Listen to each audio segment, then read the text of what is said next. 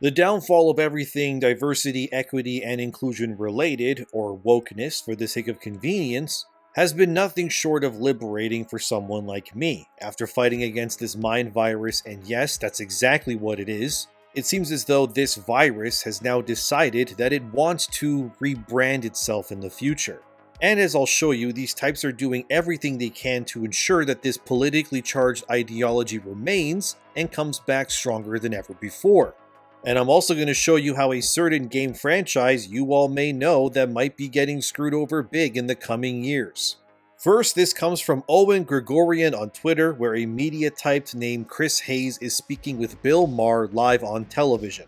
Sadly, I can't show you the full clip because they will 100% copyright strike me if I do that.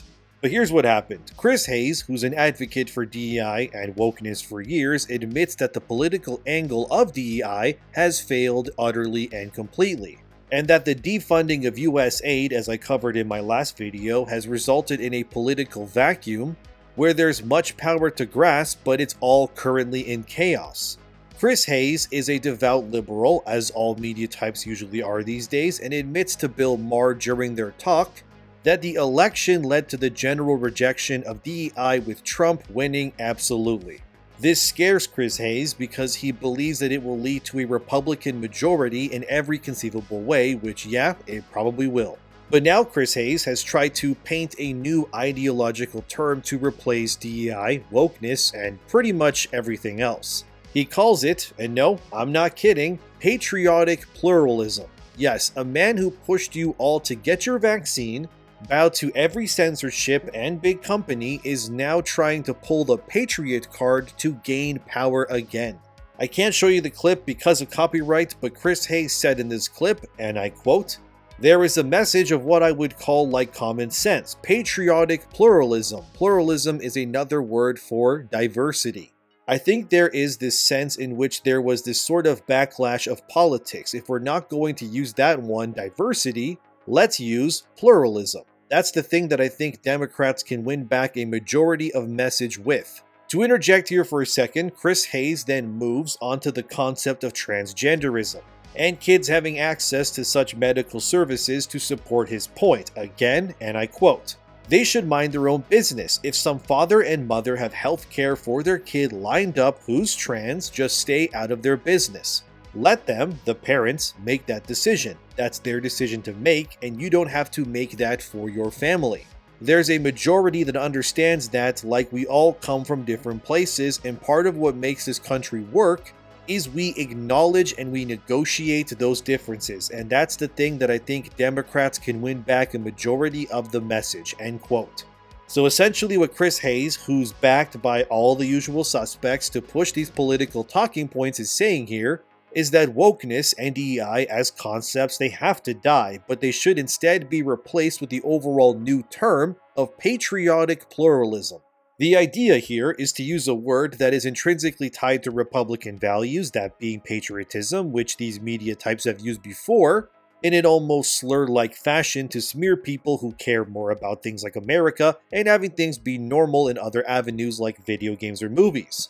But now, since none of this has worked clearly, their bright idea is to essentially lean slightly right to a degree, but just enough to the right that they can now cater to the right-wing crowd, the Gamergators and so on, in order to win them back to come into power again. Like it's been said, none of this seems to be going away. They are just rebranding themselves to continue doing what they've been doing all along. They have no interest in changing their actual ways in a core sense. It's just taking the same sewage waste, and instead of wrapping it in Christmas paper, they're now going to use Ferrero Rocher golden wrappers instead.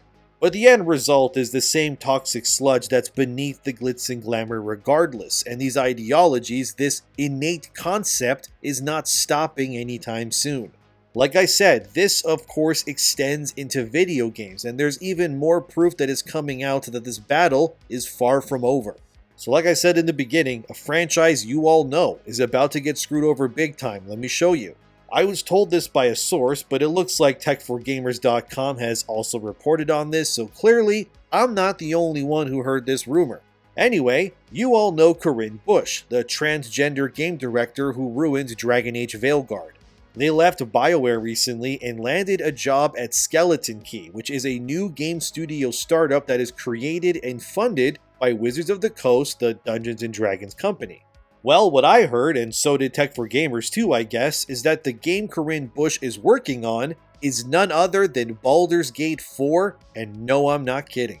Obviously, you all know that Baldur's Gate 3 sold millions of copies and had plenty of LGBTQ+ themes within it. However, people will bring up that BG3 at least placed those themes within extreme levels of player choice, meaning you could play the entire game and not see any of it based on your own choices. This allowed BG3 to become not only a champion of LGBTQ+ ideals, but a game people all over celebrated for its player choice and deep, complex RPG systems. So what I heard is that Corinne has indeed left BioWare to work on Baldur's Gate 4. And this can only mean that Wizards of the Coast, like Chris Hayes, as I showed in the beginning of this video, are not going to be abandoning the DEI or woke agenda, so to speak, in the future. They will simply just call it things like patriotic pluralism now and continue business as usual, hoping people are too stupid to realize what's really going on. It should come to no surprise that Hasbro, which owns Wizards and D&D, wants another Baldur's Gate 3 level success, and I mean, who can blame them? Obviously, that game won all the awards and made all the money as well in 2023. But we know from this article in April 2024 that Larian Studios, which made Baldur's Gate 3, has largely just moved on from the franchise completely to something new. The reasoning, I would wager probably, is because Larian knows that they don't own the Baldur's Gate or Dungeons & Dragons license, which means that any merchandise or cross-media promotions that would lead to sales featuring characters like Shadowheart or Lae'zel, Larian would not profit from them because they obviously don't own the IP, even though they did create those characters. So the likelihood is they are probably going to take their own IP that they do own, which is Divinity by the way, and use their expertise that they have from Baldur's Gate 3 to turn Divinity into their own Baldur's Gate 3, or I guess 4 in this case, success story. Hasbro clearly doesn't want another 20+ year wait between games, but again, this should raise all the eyebrows and the red flag warning signs that Corinne Bush, of all the people in the games industry, is apparently directing Baldur's Gate 4. Because this will be met with backlash, and Skeleton Key, according to sources, wanted to do the hiring in a hush-hush manner so that there would be no backlash. But the internet always finds a way, and clearly I can just bet the way anyone watching this is reacting to this information is exactly why Wizards and Hasbro didn't want this info to get out. But then you have to ask the question, why hire Corinne Bush, who ruined Veilguard, to direct your big budget Baldur's Gate sequel? Some will say, well, they have expertise in working on party-based RPGs with choices, but I disagree. Because Veilguard's choices were surface level at best. Besides the final 2 missions, most of what you choose outside of which city gets blighted were superfluous choices anyways. And we can bet that BG4 will have trans surgery scars in the character creator as well, since the only other 2 games to my knowledge to have that option were The Sims and Veilguard, which lo and behold, Corinne Bush directed both of those games too. What I think is going on here is that the leftist woke weirdos out here are treating the Trump ascendancy era as a sort of nuclear winter like the Fallout games.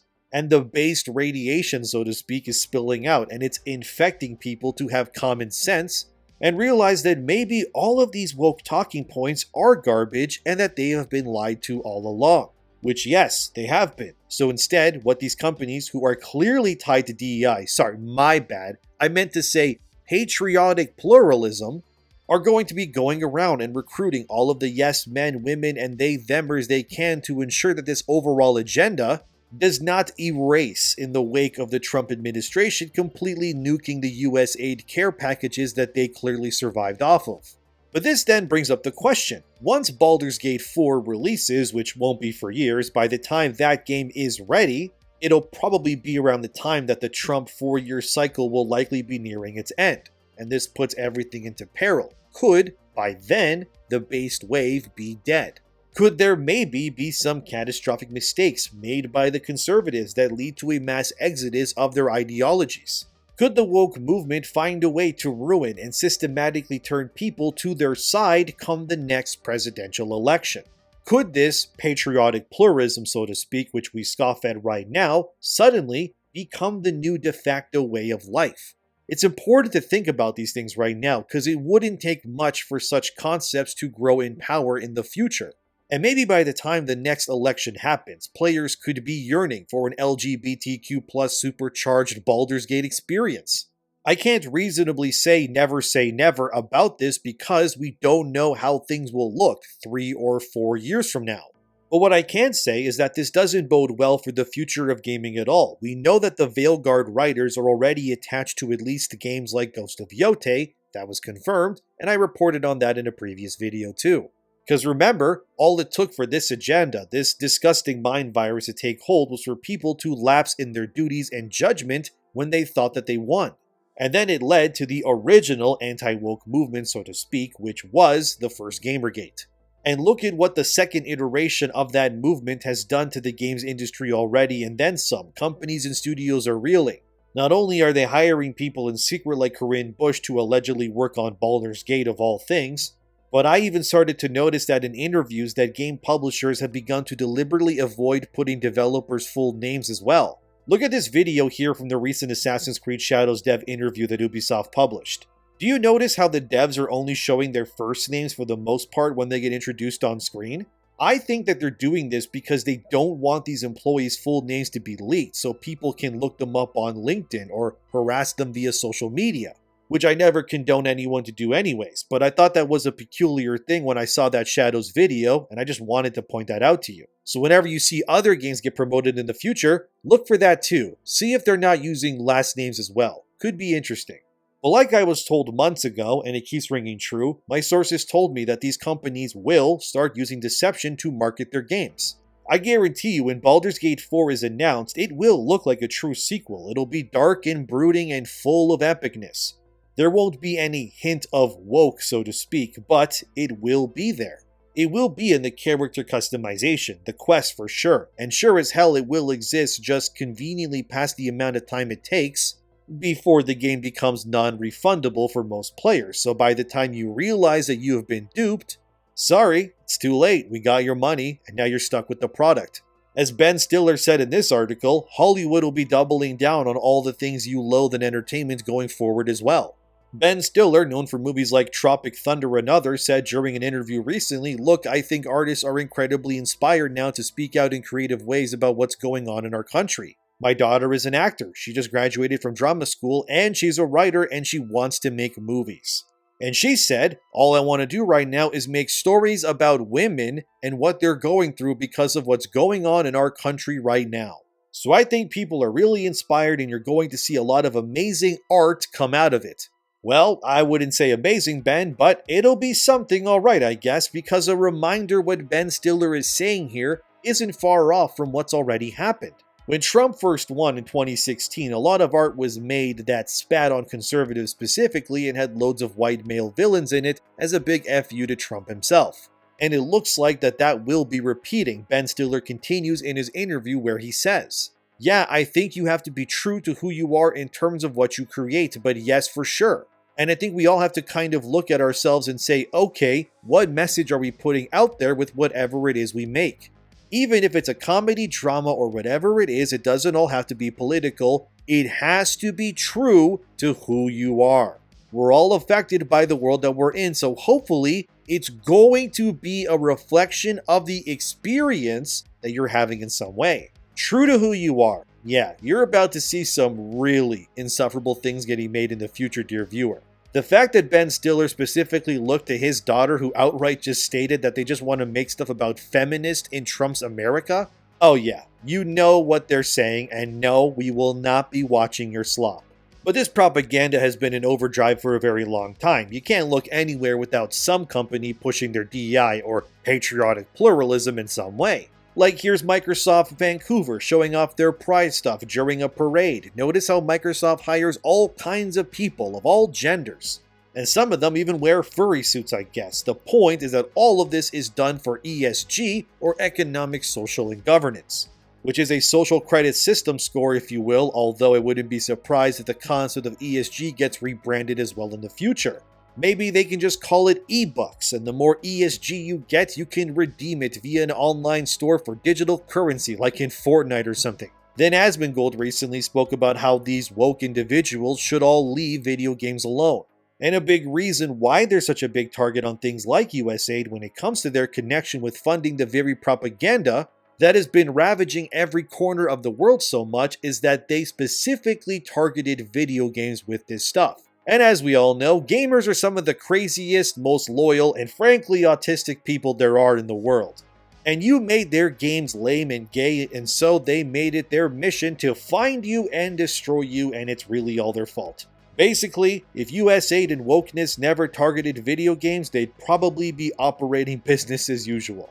But instead, you made Harley Quinn shoot Batman in the head on a park bench in Suicide Squad, and you did stuff like put trans surgery scars in a dark fantasy franchise like Dragon Age. So sorry, but y'all gotta go now. Anyway, another user named Kazu, don't harass this person, but they retweeted an Asmongold post saying, "You guys are genuinely so effing pathetic, it's quite literally just video games." Ah yes, downplaying the complete bastardization and ruination of everything we love is but a nothing burger to someone like Kazu here, isn't it? Why are you all mad that they put worms in your burger? It's literally just worms, guys. Stop being so mean. Just eat the burger anyways. So what if they're puberty blocking the kids and jailing the parents who refuse to allow their children to be trans? It's literally just kids, guys. Anyways, just go make more kids if you're so mad about it. So what if your favorite movie franchises are now full of women who make everything lame and gay? It's just movies. It's not like they're real anyways. This laying on your back starfishing way of going about what offends you or not is exactly how these people in the powers that be continue to ravage and destroy every single thing you love in this world. People like Kazu are the prime model citizen of the USAID corruption. An NPC who will accept any slop down their throat because if they're telling me to eat it, surely it must be good for me, right? Kind of person. But they double down further where they said, like, yes, you should care about your hobbies and advocate for things to not get censored or disrespected by suits who don't give an F about the hobby, but celebrating people losing their jobs and pulling the "you should have left us gamers alone" is so embarrassing, man. No, Kazu, it's not embarrassing. What's embarrassing and frankly pathetic is that you actually chose this hill of all the hills to die on when you know deep down that it's moronic of you to even suggest otherwise. If you're unwilling to stand up for the things you love, that's how tyranny wins. If someone like Kazu was in control of Gamergate, it simply would never exist, and slop like Veilguard would have won all of the awards. And Stellar Blade would have been censored into oblivion or just banned from sale cause big boobs are scary to people like this. I can't imagine living my life thinking that allowing corrupt freaks to destroy not only my favorite pastimes but gain the power to genuinely threaten me with censorship of my voice or the loss of my job and then restrict how I make a living for myself and go as far as to say that if I don't agree that we should let kids have their bodies mutilated, that I am somehow in the wrong here and should be thrown in the gulag for speaking my mind. No, before maybe we had to pretend that we could stomach these ideologies when you weirdos were in power, but now we don't have to do that anymore. We've seen the true face of this, and it's clear that what these people want to be considered the de facto way of life is nothing but a perversion of what life should actually be. They want a world where everyone is genderless, medicated to the nines, scared to speak up, and instead live with their heads looking down so often, they may as well be crawling on their knees instead of walking upright. We don't have to listen or pretend to be sympathetic with woke freaks anymore because they lost, and if you ask me, we should be doing everything we can to ensure that none of this ever rises up again in some new mutated perfect cell from Dragon Ball Z form ever again in the future. We should be destroying all of it, ripping and tearing until it's done, and then burning it all and then nuking it from orbit for good measure to ensure that it never rises up again in the future. The wokeness, this patriotic pluralism, whatever it is you want to call it, it is exactly what it's always been. It is, for lack of a better term, the true anti-life equation, a concept of living your life devoid of everything that makes you human, to ensure that people who hate you can control you and do what they want with you or your kids whenever it pleases them. It is a rejection of the natural cycle of the world, and it has since permeated and infected its way into every known facet of society. Whether it's schools, video games, all the way up to government, it's all been infected by this so-called anti-life equation of wokeness. Benefited from this and used these talking points to subjugate you are now trying to unironically convince you that they in fact never existed and you should gaslight yourself into not seeing the world for what it actually is so that they can continue to operate in secret again. And how deluded or stupid do you have to be to realize that they are yet again trying to use the same talking points and tactics to convince you again into the same subjugation they had you all in around 2020 to 22? Are you really going to be stupid and not realize that if given the chance, they would absolutely try and do this all over again? Look at video games. Had Gamergate 2 not happened, then what released in 2024, which was full of slop by the way, from games, movies, and then some, would have become the norm going forward. But what happened instead? That's right, players rejected it all. And because of that mass rejection, it has led to a new meta where these companies and studios who once thought they were bulletproof are quickly starting to realize that, wait a second, we can't keep doing what we're doing anymore because we've been found out. The vampires, so to speak, have had the light placed on them, and they are now trying to convince you to turn the light off and walk away. No, this is not how it works anymore. We don't have to do this. We don't have to live through another 2016 and 2024 period ever again in our lives. When everything we loved turned to slop and the things we loved were destroyed by people who want to ruin everything and had the hubris to believe that they could get away with it. We don't have to do this anymore. And I need people to know and see this so they can wake up and stop living in a false reality anymore. The fact that you had people like Elon Musk recently just flat out state that he doesn't trust the gaming news sites anymore, I mean, I agree. Most of them are just complete slop. They don't speak for me in any way anymore. The only gaming website I truly think that is just for the players is probably Gamatsu. Because they just post game news and that's it. There's no dumb opinion pieces like The Gamer or PC Gamer for an example. But where this all leaves us is that the fight isn't over. They lost, yes, but they're now trying to pick up the pieces and rearrange them in such a way that they can come back with a vengeance.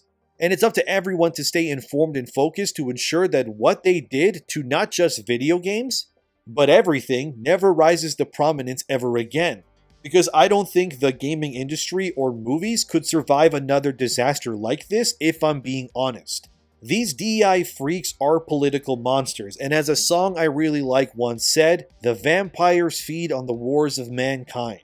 And these creatures that clothe themselves in bright colors, destroying everything, must be gatekept and forced into accountability. And if we all do our jobs right, there won't have to be a need for a Gamergate 3 as long as we ensure that this dies forever now. But what do you think about all of this? Let me know. Thanks for watching, subscribe, take care of yourselves, let me know what else I should cover. We can win this. Keep up the good work.